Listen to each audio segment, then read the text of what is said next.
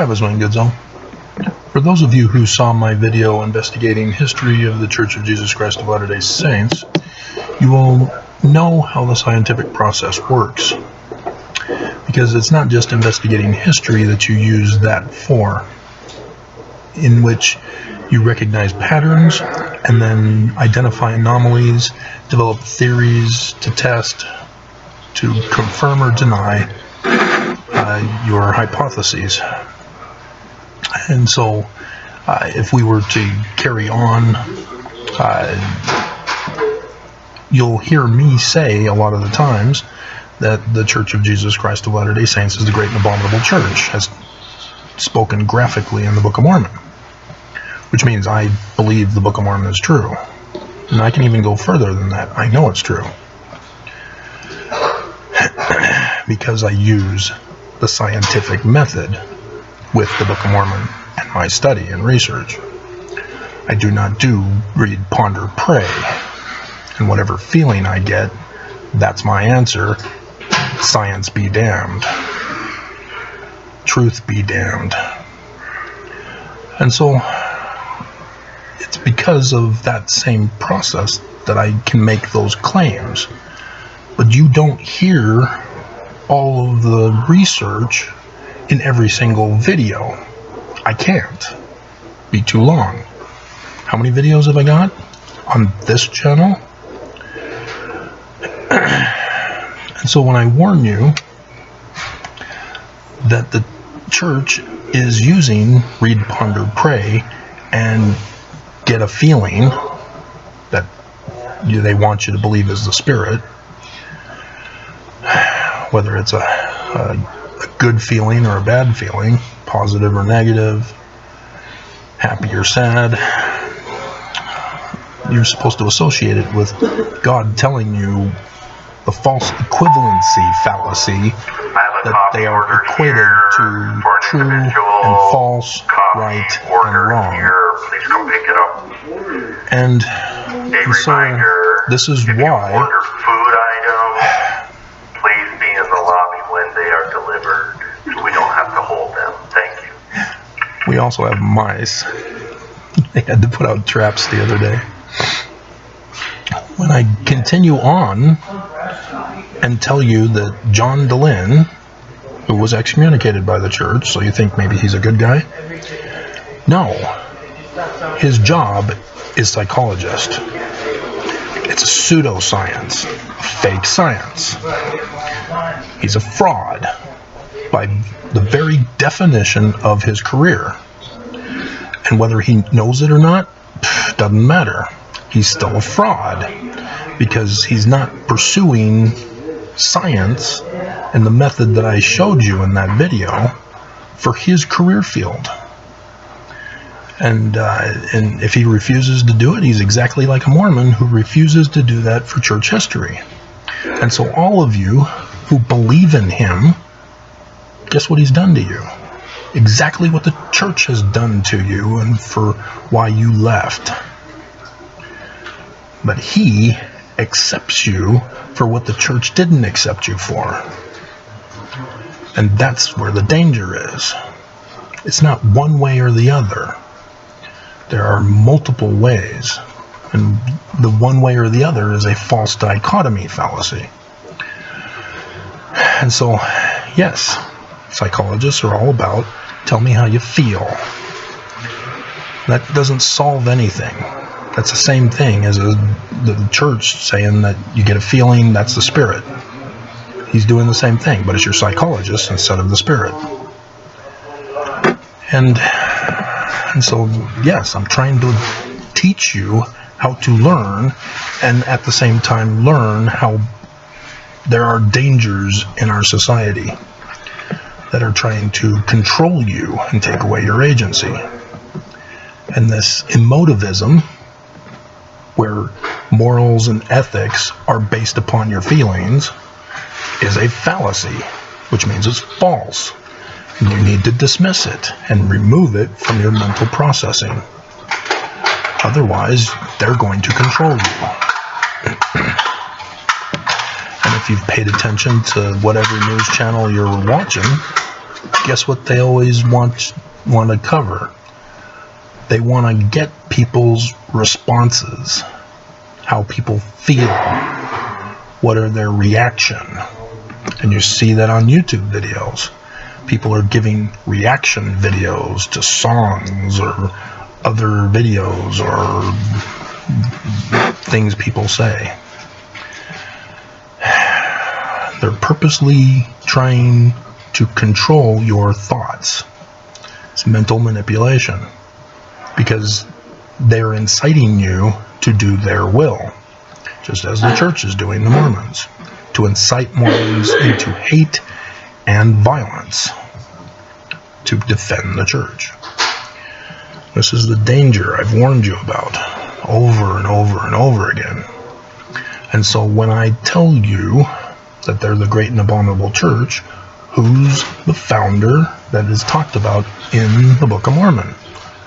The devil, Lucifer, Satan. And what is his symbol? Isaiah tells us it's the inverted pentagram. These are blatantly obvious. But now you can see how Mormons have been mentally manipulated away from the truth and have put up barriers to deny and refuse to study and learn. And the same thing with ex-Mormons, when they keep saying that Joseph Smith was a polygamist, when the church is a cult, when they use the bite me model from a psychologist. I call it the bite me model. It's the bite model. It's incomplete and in so doing wrong, because psychologists, and another tactic that they use, bully people into accepting what they tell them. And what they tell them is a self-fulfilling prophecy that they can get the other person, once they believe that what the psychologist tells them is true, then they self-fulfill the psychologist's self-fulfilling prophecy. And the psychologist goes, hey, I was right. They did it, not me. But you were the bully who kept repeating it over and over and over and over and over and over and over until they accepted it. Some people are more gullible than others. And sometimes you got to use psychotropic drugs to weaken a person's mental state, which makes them a very serious criminal threat in that particular case. And whereas the church just used religion, which is evil in and of itself. And so all of this that I'm talking about for Joseph's church is not the same as this church, the Church of Jesus Christ of Latter-day Saints. This church, the Church of Jesus Christ of Latter-day Saints, is satanic. But they're using Christian nationalism as their cover to hide the dark side within. And they've replaced Joseph Smith's Judaism. Again, I use the same process to reach that conclusion, because you can go through now all of Scripture and go, oh, yep, confirmed, anomaly, confirmed. But Mormons don't see it that way. They don't watch all of my videos to learn from me. They can't. It would destroy their belief system. Ex-Mormons, I don't understand why. I don't understand why you're cancel culturing me. When I warn you of the dangers of psychologists, who are very popular, because he needs to make a living. So he's using you as his source of income, rather than an actual trade, such as making clothes, farming, or in my particular case, publishing books on my knowledge that I have. And I really don't like making money off of that. I try to give it away for free as often as I can. And so, likewise, with my understanding of the scriptures, it's the same process. And so for people to make comments that they've done their own independent study and research and they know the truth, and then they go and say something wrong,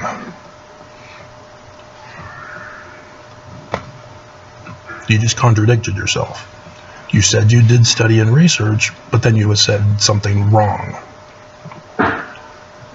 Now, I say something wrong when I want to talk about the Civil War and I talk about the Revolutionary War, or when I'm talking about Joseph Smith and I accidentally say Sidney Rigdon.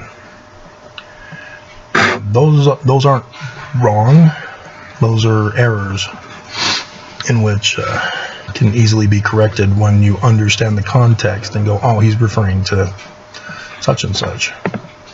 It's similar to Gary Greenberg in his 101 Myths of the Bible, in which he makes some errors that once you understand the bigger picture, you go, oh, okay, yeah, that's what he's referring to. And especially Christians attacked him for not having references. And as one who studied Egyptian, I knew exactly what he was referring to, so I didn't need to have those references because they're common knowledge to me. And so Christians took advantage of that to try to claim that his theory was incorrect, whereas he was correct, but there were some errors in the premises that needed to be adjusted so that the conclusion can be fully correct. But Christians can't have that. And so for D.M. Murdoch, when she died of cancer on Christmas Day, Christians cheered because they thought it was God smiting her down. And they have to use that to justify their belief system. When she was presenting evidence that Christianity and the Bible are not literal history. They're not true as literal history. And all she needed to do was go to Constantine, as I've been doing, as Joseph Smith did. But nonetheless. And so the name of the church is another perfect example. Mormons see Jesus Christ in the Book of Mormon, in the Doctrine and Covenants, and they see it in the name of the church, and therefore they say, oh, well, that's because it's right there in print. And they don't see that as an anomaly that you need to develop a theory for to explain why. Because they're not going to go to the Joseph Smith papers. They're not going to find out that Willard Richards is responsible for the changes.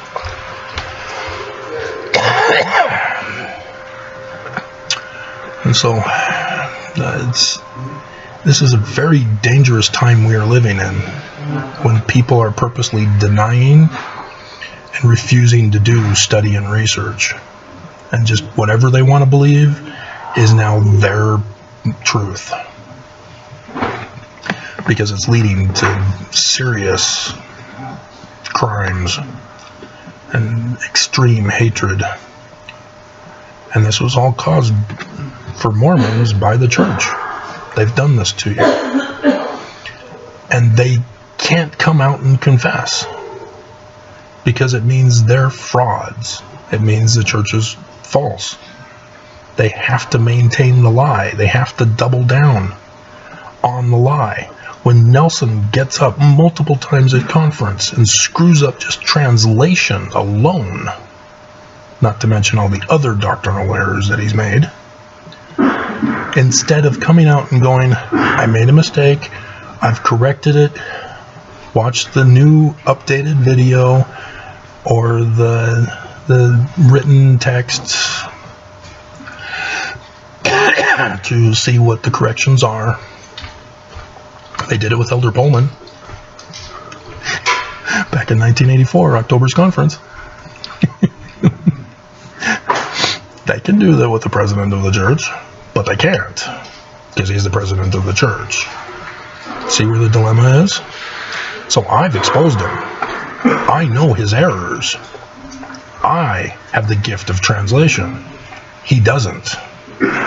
That should tell Mormons something, but they don't want to believe it because of the consequences of what it means.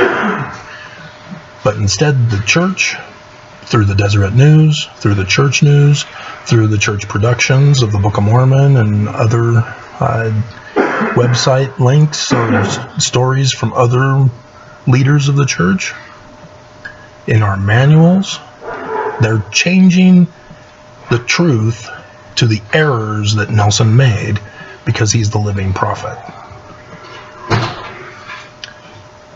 And if this continues over time, the church is going to be made a mockery of. Christians are going to say, what the hell are you talking about? What do you mean a living prophet said this? This is not true. This isn't the definition in English, let alone Greek or Hebrew. What was he thinking? Fortunately, Christians don't want to study their scriptures either. So the church has a little breathing room before it enters into Mormons' traditional interaction with other people.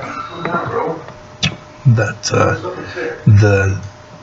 the errors in mental thinking will carry over into the public domain, into public schools, into the government, into business. Because Mormons can't remain dominant in Utah forever if it continues. But yeah, there's things coming up that will shake the foundations of everything. It's just being delayed. But yeah, the Book of Mormon is true. Like the video I said, the Book of Mormon prophecy of the 2022 midterm elections is true. Because I did the same process with my study of the Book of Mormon. It's a book of prophecy, apocalyptic literature, just like Joseph Smith's history. And so this is the dilemma I'm faced with, is how do I reach a people who don't want to be reached, both Mormon and ex-Mormon? Because ex-Mormons have to stop the attacks on Joseph Smith. He's innocent. He didn't do it. He was framed. But they refuse to accept it, just like Mormons refuse to accept it. Just in the different conclusions. Because their interpretations are the false premises. So that's where we're left at. It is day 5 of the second harvest. 2 more days left.